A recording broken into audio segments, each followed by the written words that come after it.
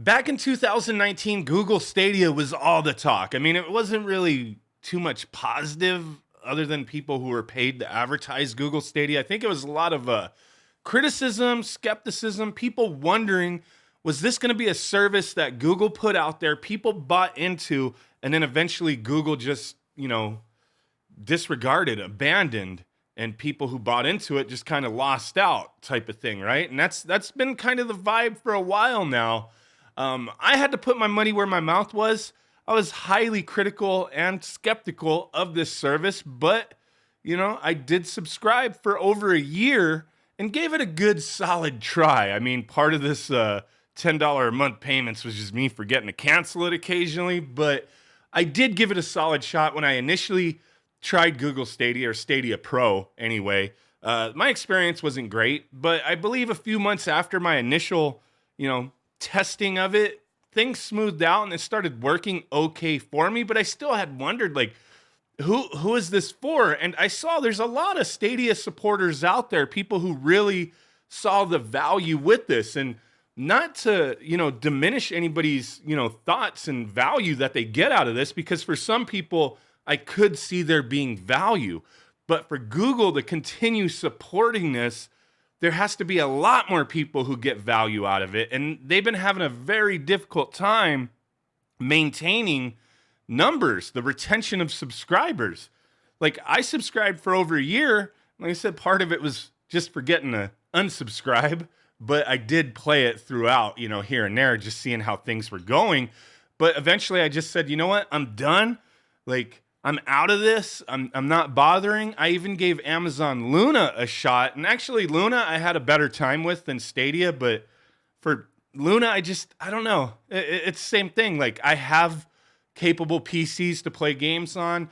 I have consoles to play games on.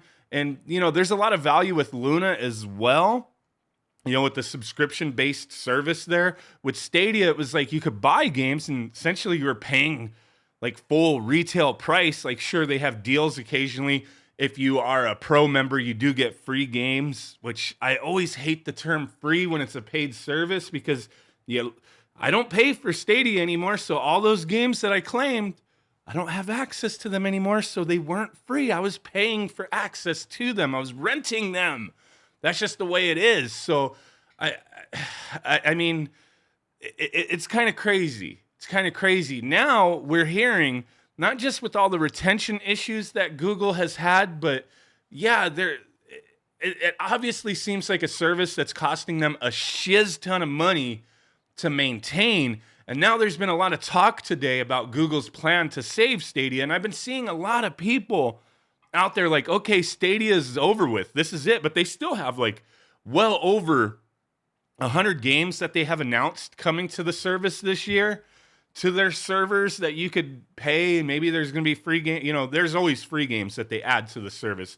Stadia is not going anywhere right now, but if they're having to go out there and figure out these plans to save Stadia, which I don't necessarily know that these are, their own words. It seems like with all this work involved trying to get partnerships with other companies to use the service for their own business needs, that they're out there scrounging, man. So according to this article, it was based off of a Business Insider article that you have to pay to read. I don't pay to read articles. Kind of crazy, man. Just put some advertisements on your website, right? But it says that Google wants to keep Stadia alive, even if it's in non-traditional ways. They're working on partnerships, bringing Stadia experiences to the exercise world through a deal with Peloton. But there's also other deals that they're trying to work on, right? Because Google announced that it was stopping the development of first-party games for Stadia, that was some harsh news too. It's working hard to secure white label deals with partners such as gaming companies like Capcom and Bungie. But it's more interesting as the firm's partnership with exercise platform Peloton. But with those exercise bikes and having some streaming games to it, it kind of makes sense. Like that'd be a good partnership. But if it seems like their focus is being removed from the Google Stadia gaming aspect of it, it seems like this service is just going to sit there and just get stale over time. Maybe games will start just dwindling down. So is it the beginning to the end, or is this going to be something that saves Stadia altogether. I own like several Stadia bundles because you know what? Google was selling these damn things for like $20 not too long ago. I didn't even have the service anymore. And I was like, you know what? Like, you never know. Like, maybe they'll enable these controllers to be used on other devices at some point. Somebody will hack them.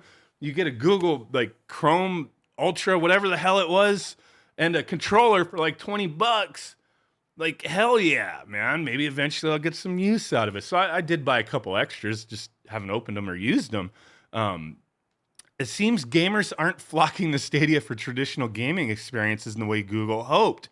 Like, they didn't implement a lot of the things when they first were announcing this. I remember all this shit with the YouTube integrations, and I have my YouTube linked to Stadia, but I never seen anything that really made it seem like it was a worthwhile thing to have YouTube linked to Stadia, where people could, like, the way they showed it was like people could jump into stuff and start games up through Stadia through YouTube videos. And I don't think I seen that happen. I could be wrong.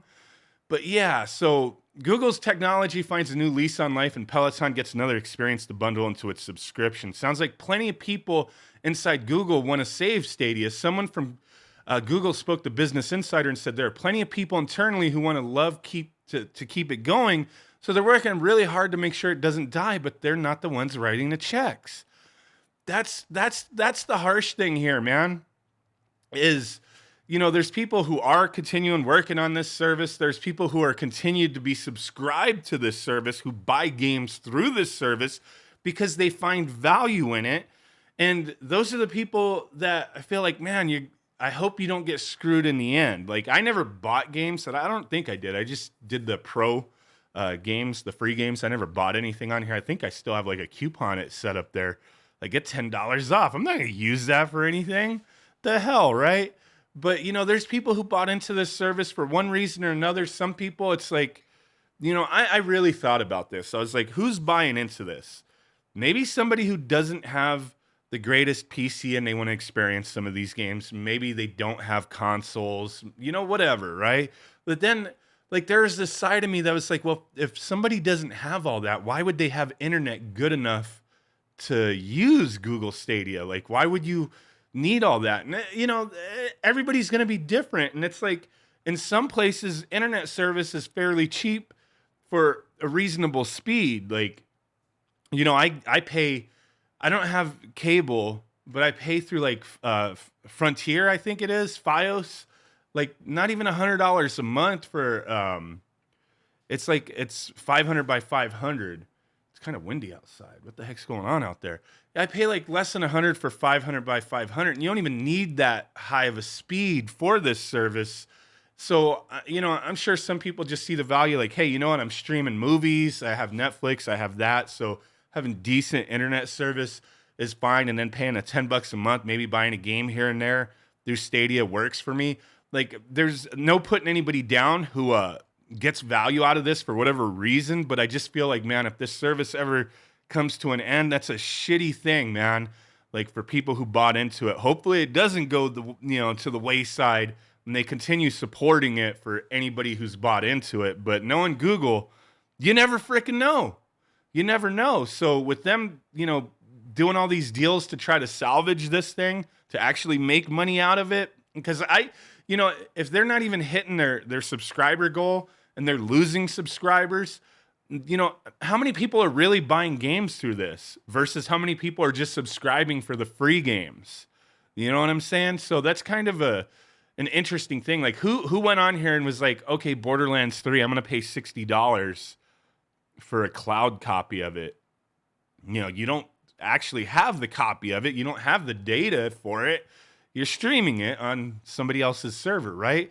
Like, how many people are actually buying these games? I'm sure there's some, but I feel like the numbers of the people subscribing versus buying games, like the retention of, not the retention, but the, you know, the tying game purchases to subscribers, I think was very, very little. Like, that's just a feeling I have. I have nothing to back that up. I just feel that's the way it was. But yeah, let me know what you think. Did you ever try out Stadia? Did you ever try out Amazon Luna? I've kind of given up on all this stuff. Like, I have other ways to play. It was fun to try to mess with these things when I did, but now I'm done. Appreciate you guys. Let me know what you think. Bye.